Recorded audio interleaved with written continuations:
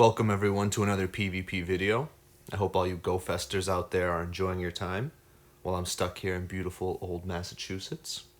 Here we have some scrimmage battles with one of my friends, Ooch, one of the top players here in the North Shore. Now we start off with Charizard and he goes in Lantern. So clearly we're at a disadvantage. We try to switch out immediately into our Venusaur, knowing that he will most likely switch and counter. Now we're going to want to try to hit this Sludge Bomb to do as much damage as possible, or draw a shield. Lucky for us, he lets it go through. We know that he is eventually going to end up trying to finish us off with a charge attack. We were going to let it go. Lucky for us, it was a Dragon Claw, and we're actually going to be able to get off a Frenzy Plant. So Venusaur did an awesome job, burned a shield, and brought Charizard super low in health. Now we're actually going to just be able to bring in our own Charizard to try to fire spin him down and gain some energy. We thought it was a Blast Burn. Regardless, we're almost at full capacity in terms of our energy. Now that Lantern still comes out, so we decide to go for a Blast Burn. Although he resists this attack, it's going to do a good amount of damage. We quick swap into our Quagsire. At this point, we know that Thunderbolt isn't going to do much, and we don't think he has enough for a Hydro Pump. And we're going to want to go right into that Earthquake. At this point, we think that he doesn't know that we have it, and Earthquake's going to do a considerable amount of damage to that Venusaur.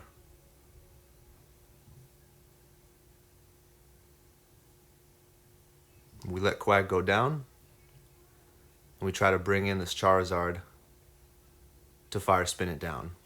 Now we know that he has a Lantern. We're both even on shields, so we want to try to go back-to-back Dragon Claws. And we are oh so close to this second one. And he's able to water gun us down. So we were very close to coming back from that bad lead matchup. But we weren't able to get it done. Charizard just didn't have it in him. Now, going into the second lead, we have a mirror match. Now, on Quagsire mirror matches, the best moveset to run is Stone Edge Earthquake. I've faced this Quag before, so I know he's running the same moveset as I do. And this is where you want to really get your bluffs down. I decide to overcharge and wait for him to attack. I believe it's an Earthquake. We're able to call correctly. So we do the same thing. We get a successful piggyback off. And he doesn't shield. Now, all we have to do is get into our Stone Edge to finish off his Quagsire. So this is a win for us. We have a Quagsire that's almost 75% health, has a little bit of energy. Now this Venusaur is going to kick our butt, so we want to switch out into our Charizard. We think it's going to end up being a Sludge Bomb, but we let it go through because we don't want to go down 0-2 on shields. And now we want to end up going right into a Blast Burn to see if we can end up either drawing a shield or doing considerable damage.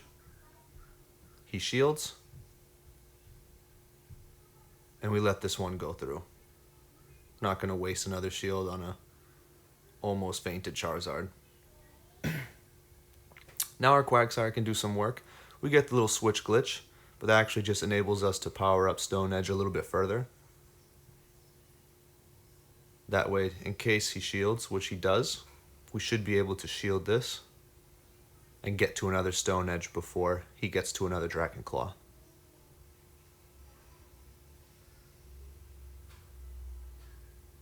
So because we had that stored energy, we're able to get to that Stone Edge, KO his Charizard, and get ready for the next opponent. Now we know it's a Venusaur, so we try to switch. Doesn't work. But at this point, we're not worried because Fortress hard counters that Venusaur like nobody's business. Can take 3 to 4 Frenzy Plants and all we're going to do is bug bite away. So we were able to come back from our first loss, and with some nice little combinations, we're able to secure the victory.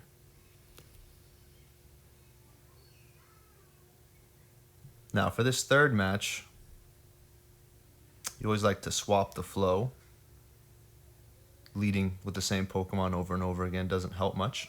So we go right into Venusaur, and he goes into Charizard. So we have another bad lead. We swap out to Azumarill as fast as we can. Now the thing I love about Azumarill is even if you swap into a grass type, Ice Beam gets off very quick. So not shielding it puts you in a position where your Venusaur is super low on health. We want to block this Frenzy Plant because we know we can either get to another Ice Beam to finish off this Venusaur.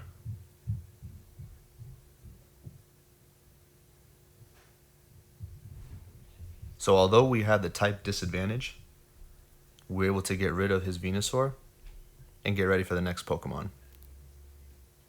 Now we are at another type disadvantage. So we're trying to get to Ice Beam as quickly as possible. We block. Oh, we don't block. Well, good thing that we didn't because it didn't kill us. And now we have the ability to go into our Ice Beam. And Bubble's going to hit pretty hard here. So Azumarill did great work for us. We're going to go into our Quagsire, which can soak up virtually anything that Raichu dishes out. And that allows us to feint him down with Mud Shots and store a bunch of energy for the next Pokemon. Now he throws his Charizard out. We go right into Stone Edge. Stone Edge is most likely going to be blocked because he has 2 remaining. Now we think this is a Dragon Claw, and we call incorrectly here. So Blast Burn hits us pretty hard. But at this point, we're on equal shields. We know this is a Dragon Claw, but we would like to keep him alive. And we go right into a Stone Edge.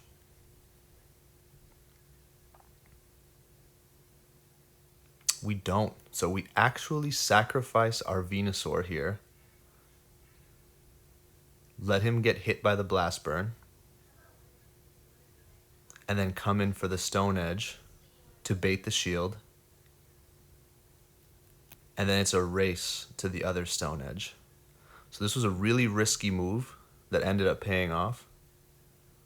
But using Venusaur as a shield dumped all of Charizard's energy. And lucky for us, Quagsire is absolutely ridiculous at charging energy. It's very possible that his Charizard had Dragon Claw already ready, but I'm pretty sure at that particular moment in time, I had Charge Move priority. Now, jumping into our next game, we go Forretress as our lead, and he goes Venusaur. So we're happy with this lead. Forretress absolutely walls everything that Venusaur has to offer. So he gets a couple hits in, goes for the good old switcheroo. Now we're ready for it. He goes Raichu. We decided to take a couple more bug bites, and I waited way too long. I should have made that switch a couple Thunder Shocks ago into Quagsire, because now our Forretress is lower in health. Now Quagsire is able to take virtually any damage from this Raichu. Wild Charge does sting a little bit, but we do want to be shield conscious. We throw that Stone Edge, and he's going to let his Raichu go, which is definitely the right play there. Now Venusaur comes in with a Frenzy Plant fully loaded, and we take it, because we know that our Forretress is in the back, just waiting to bug bite him away.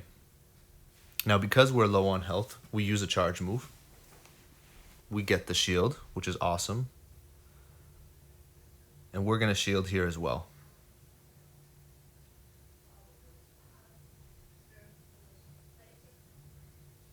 Now, this Lantern gets hit with this Rock Tomb, Wish we would have waited an extra second and hit that Earthquake, but he did time it perfectly. Now with this Raichu, we're going to charge up to Wild Charge and then bait with that Thunder Punch. That way if he shields, we have energy stored up, and it works. So now heading into that Wild Charge, we're able to hit Lantern with no shields. And that's going to put us in a really good position going forward. Now that Venusaur comes out, we're not afraid of it. We're going to wait for that Wild Charge, use our last shield, and take Venusaur out. So that little bait saved us the match. So far we have some awesome gameplay here. I believe I recorded these matches a few days ago.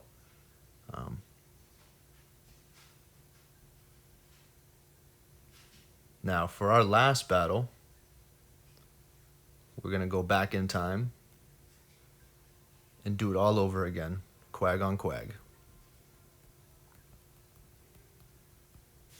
Now when you are sparring with someone, you want to use history to your advantage. And even when you're in a 3-game series, he went Earthquake first, and I honestly believe that he'll do it again, so we block it. And we decide to swap the flow and go into our Stone Edge. Now Stone Edge, he blocks, but that puts us at an energy advantage. So now we're able to get to our charge moves quicker. We release this Stone Edge, which he blocks again, and we get hit with an Earthquake, which we block. Now he's down on shields. I'm sorry, we're down on shields. So we just try to burn the last shield. Because he didn't call one of our Stone Edges, he has the energy advantage. And an Earthquake now will end up ending our Quag. So great play on his part. Now the benefit to this is that we do have Fortress here that is actually going to be able to store some energy without taking considerable damage. Luckily the Stone Edge isn't going to do much. And now we have a Fortress pretty powered up for the next 2 Pokemon.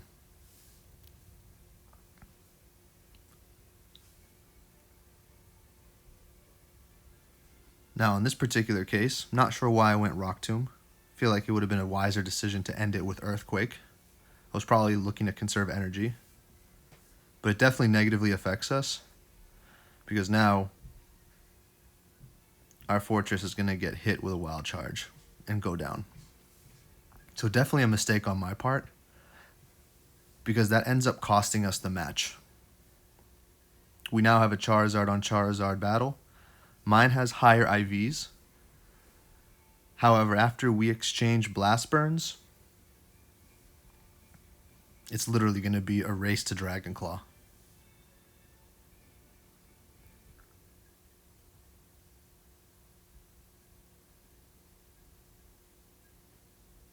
And we both simultaneously KO.